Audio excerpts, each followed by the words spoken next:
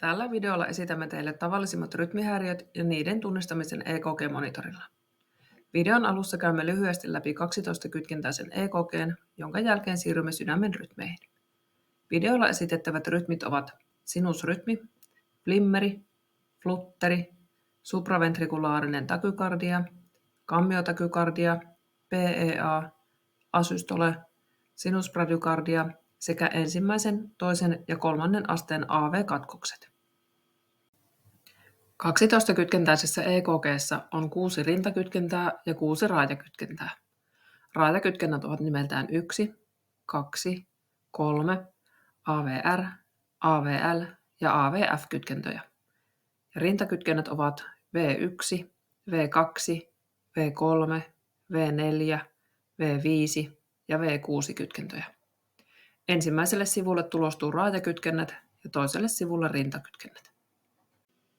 Rintaelektrodien kohdat ja niiden hakeminen rintakehältä on kansainvälisesti vakioitu. Rytmihäiriöllä tarkoitetaan sydämen tilaa, kun se lyö normaalia fysiologista rytmiä hitaammin tai nopeammin. Rytmihäiriössä sydämen rytmi nopeutuu, muuttuu hajanaiseksi tai hiljenee epänormaaliksi. Rytmihäiriössä sydämen sähköinen säätely häiriintyy eri syistä. Rytmihäiriö aiheuttaa oireita, joita ovat sydämen muljahtelut, lyönnin välin jättäminen, sydämen tykyttäminen ja rytmin epäsäännöllisyys. Rytmihäiriöstä voi aiheutua rintakipua, hengenahdistusta, tajunnan menetys ja pahimmillaan äkkikuolema. Sydämen normaali rytmi eli sinusrytmi. Sinusrytmi saa alkunsa sinussolmukkeessa, josta viesti siirtyy ensin eteisiin ja sieltä se kulkeutuu sydämen pääjohtoa kohtiin, jotka sijaitsee sydämen eteisten ja kammioiden välissä. Tämän jälkeen viesti on päässyt kammiopuolelle, josta se etenee erityisiä johtoratoja myöten alaspäin ja leviää koko sydämen alueelle. Eteisvärinä kohtauksen aikana eteisten seinämät väreilevät ja eteisten mekaaninen supistuminen jää puuttumaan niin nopean rytmin vuoksi. Rytmihäiriö esiintyy toisessa tai molemmissa eteisissä. Tavanomaisimmat oireet ovat rintakipu, huimaus, hengenahdistus, väsymys, suorituskyvyn heikkeneminen, virtsanerityksen lisääntyminen ja sydämen tykytystuntemus. EKG:ssä perusviiva on epäsäännöllinen ja vaihteleva. P-aallot eivät muodostu tai niitä on vaikea erotella eteisten tiheän ja epäsäännöllisen sähköisen toiminnan vuoksi. QRS-kompleksi näkyy epäsäännöllisesti ja se on kapea. Flutteri on eteisperäinen rytmihäiriö, joka syntyy oikean eteisen kiertoaktivaatiosta. Rytmihäiriön ilmaantuessa sydän lyö tavallista nopeammin. Flutteri on harvoin henkeä uhkaava ja oireet ja seuraukset ovat samat kuin eteisvärinässä. EKG:ssä P-aallon muoto näyttää hainhampailta, joita kutsutaan F-aalloksi. EKG-käyrässä näkyy eteiskammio-katkoja. Se johtuu siitä, koska eteiskammiosolmuke ei voi päästä kaikkia P-aaltoja läpi. Supraventrikulaarinen takykardia on eteisperäinen tiheälyöntinen rytmihäiriö. Rytmihäiriössä syke on tiheä, yleensä 140–220 kertaa minuutissa.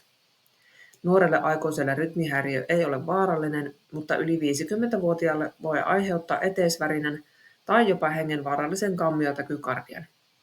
Rytmihäiriön aikana potilaalla voi olla ahdistusta, pahoinvointia ja huimausta. EKG:ssä rytmi näkyy kapea-kompleksisena. QRS-kompleksi voi laajentua takykardian aikana, joka muistuttaa oikeaa haarakatkosta. P-aaltoa on välillä vaikea huomata, tai se voi ilmaantua ennen tai jälkeen QRS-kompleksin. Kammiotakykardiassa sydämen lyönti kohtauksen aikana on yleensä 100–200 kertaa minuutissa. Rytmihäiriö syntyy kammiolihaksessa. Oireena on tajunnan tason lasku. Rytmihäiriö voi muuttua hengenvaaralliseksi kammiovärinäksi, siksi sen tunnistaminen ja rytmin palauttaminen normaaliin rytmiin on todella tärkeää. EKG:ssä P-aallot puuttuvat, QRS-kompleksi on leveä ja kammiotakykardian huomaa nopeasta sydämen taajuudesta, joka on yleensä yli 150 kertaa minuutissa. Sykkeettömän sähköisen toiminnan aikana sydämen johtuu sähköä, mutta ei tarpeeksi supistaakseen sydäntä tuottamaan pulssia. Oireita ovat pulssin puuttuminen, hengityskatkot, syanoosi eli ihon sinertäminen tai respiratorinen asidoosi. Rytmihäiriö on hengenvaarallinen. EKG:ssä rytmi saattaa näyttää normaalille sinusrytmille, eteisvärinälle tai haarakatkoksena, mutta tunnistettavan pulsaation puuttuessa rytmi on PEA. Asystole on sydämen pysähdystila, jossa kaikki sähköinen toiminta on lakannut. Rytminä se on hengenvaarallinen. EKG-nauhalla asystolessa on pientä heilumista ja viiva ei ole kokonaan suora. Sinusbradykardiassa sydämessä on hidaslyöntisyyttä, joka johtuu sinussolmukkeesta. Syke on yleensä minuutissa alle 50 lyöntiä. Useimmissa tapauksissa kyse on hyvänlaatuisesta ilmiöstä, joka ei vaadi erityisempää hoitoa. EKG:ssä rytmi on tasainen ja P-aallot tulevat normaalisti ennen QRS-heilahdusta. QRS-heilahdukset esiintyvät tasaisina ja ovat kestoltaan alle 0,12 sekuntia. Monitorilla sinusbradykardian tunnistaa siitä, kun syke on alle 50 lyöntiä. Ensimmäisen asteen AV-katkoksessa jokainen sinussolmukkeesta lähtevä impulssi johtuu eteisten puolelta kammioihin, mutta impulssin liikkuminen on viivästynyt ja tämän takia PQ-aika pidentyy. Hidastumista potilas ei itse huomaa, eikä PQ-ajan pidentyminen aiheuta oireita tai häiriöitä peruselintoiminnassa. Ensimmäisen asteen katkokset ovat useimmiten satunnaislöydöksiä. EKG:ssä PQ-aika on yli 0,2 sekuntia, mutta P-aallot johtuu eteisistä kammioihin.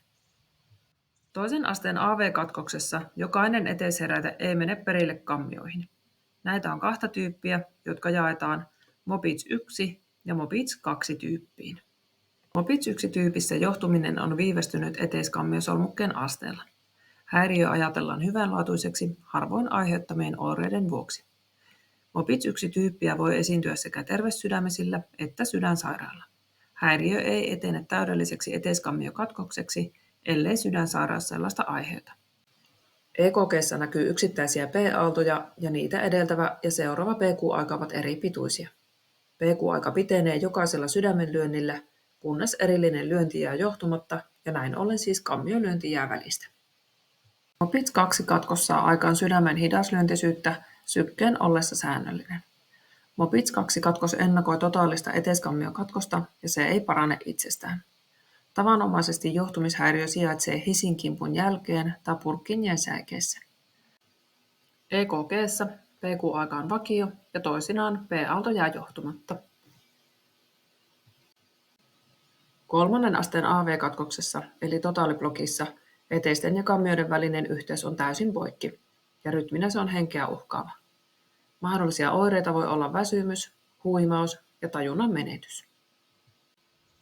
EKG:ssä P-aallot ei johdu kammioihin ollenkaan, vaan eteiset ja kammiot aktivoituvat omassa tahdissa tasaisesti. Kammioheilahdus on laajentunut korvaavan rytmin tullessa hisinkimpun alapuolelta ja kapea, jos korvaava rytmi tulee junktionaaliselta alueelta.